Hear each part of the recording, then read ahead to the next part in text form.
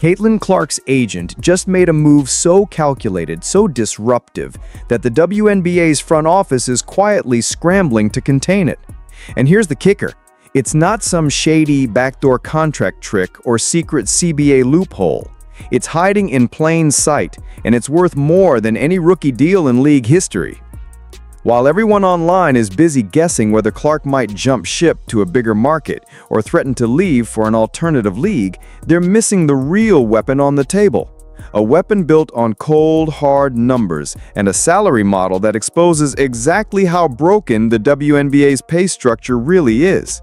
If you think this is just another drama about one star player getting special treatment, think again. Because what's happening right now could permanently change how every single player in the league gets paid. The real leverage isn't a rumor, it's a number. 220,000. That's how much the new 3-on-3 league, Unrivaled, is paying its players for just 8 weeks of basketball. 8 weeks!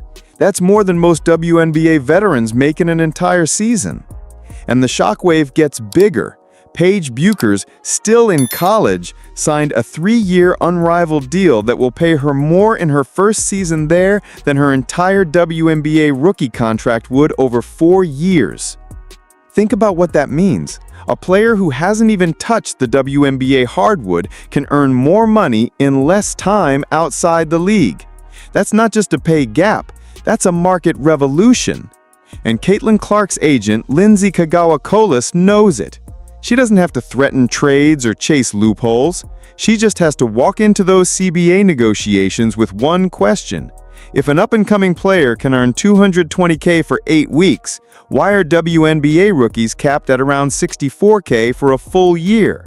The answer terrifies the league because there isn't a good one. The rumor mill wants you to believe Caitlin Clark is chasing special privileges, secret exemptions, one-off deals, anything to get ahead. But that's a distraction. The real play here isn't about bending the rules, it's about showing the rules are broken. Caitlin's camp isn't hiding behind closed-door legal tricks. They're laying the evidence right on the table, publicly. They're comparing WNBA rookie pay to unrivaled salaries and asking a simple, devastating question. Why should the best young talent in the sport be paid less for doing more? And here's the genius of it.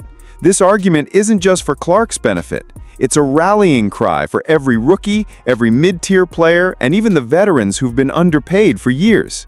When the numbers are this lopsided, it stops being about one player's demands and starts being about a league-wide reckoning. Competitors frame this as Clark versus the WNBA, but the reality? This is Clark's team using cold market facts to force the league into a corner where they have to choose between paying up or losing their stars. Timing is everything in negotiations, and right now, Caitlin Clark's camp is staring at the perfect storm. The WNBA Players Association already opted out of its current collective bargaining agreement in October 2024. The clock is ticking. The deal expires October 31st, 2025. That means the next 14 months are a non-stop sprint of high-stakes talks. And here's the kicker.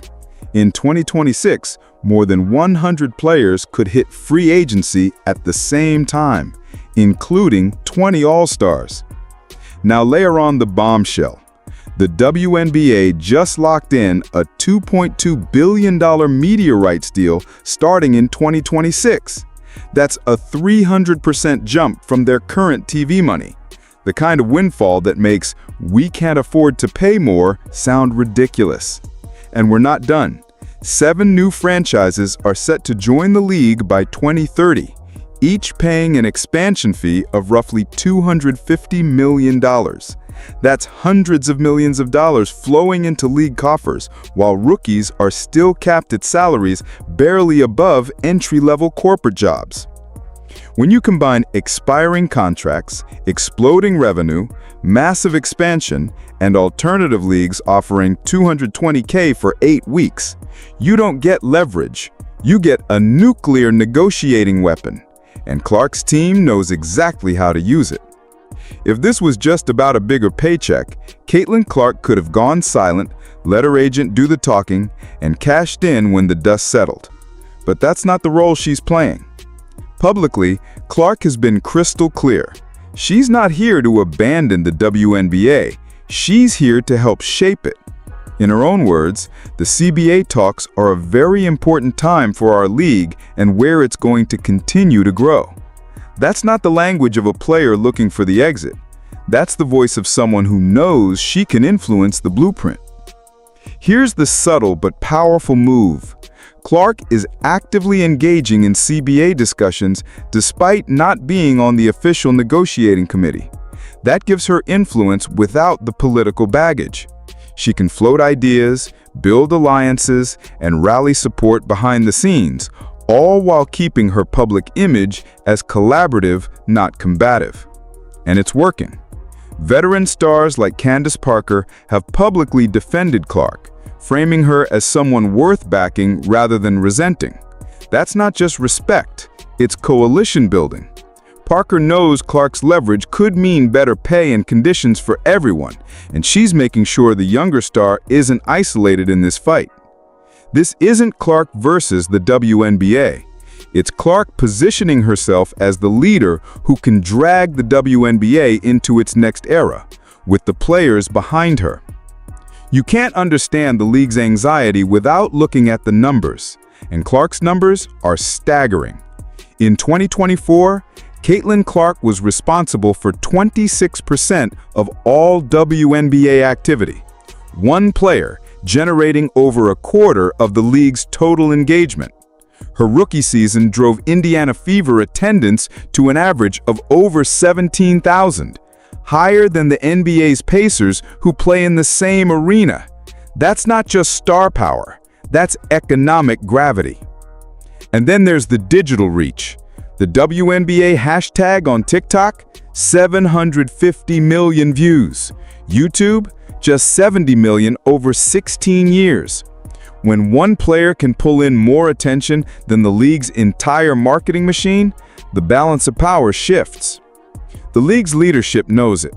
Publicly, Commissioner Engelbert keeps talking about partnership and growth. But behind closed doors, those words sound less like optimism and more like crisis management. Because here's the uncomfortable truth. When one player drives that much revenue, attendance, and cultural relevance, she doesn't have to make threats. Market reality does the talking, and the league can't afford not to listen.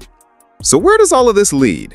If you follow the signals, the picture gets clearer, and the changes could be massive. The most likely outcome?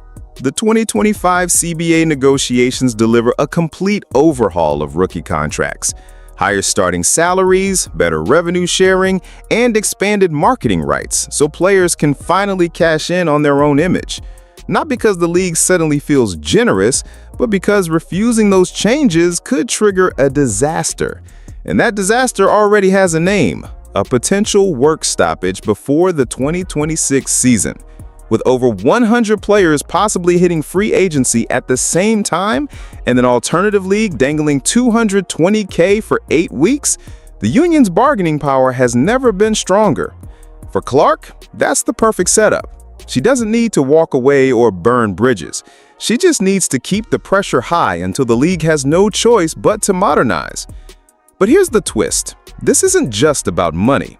It's about setting the precedent that the next wave of talent won't be undervalued.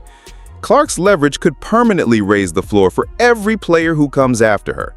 And if that happens, she won't just be remembered as a generational scorer. She'll be remembered as the star who rewrote the WNBA's rules. In the end, this isn't the story so many competitors are pushing. It's not Clark versus the WNBA, it's Clark forcing the WNBA to evolve before it's too late. She's not exploiting loopholes or chasing one-off perks. She's using a simple, undeniable truth.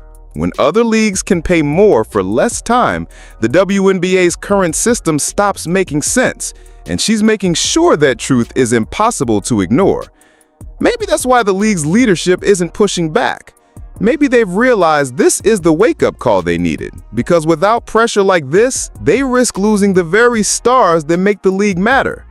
So here's the question for you. Is Caitlin Clark playing the smartest game in sports right now, or is she taking a gamble that could backfire? Drop your take in the comments, because the next year of negotiations could decide the future of the WNBA.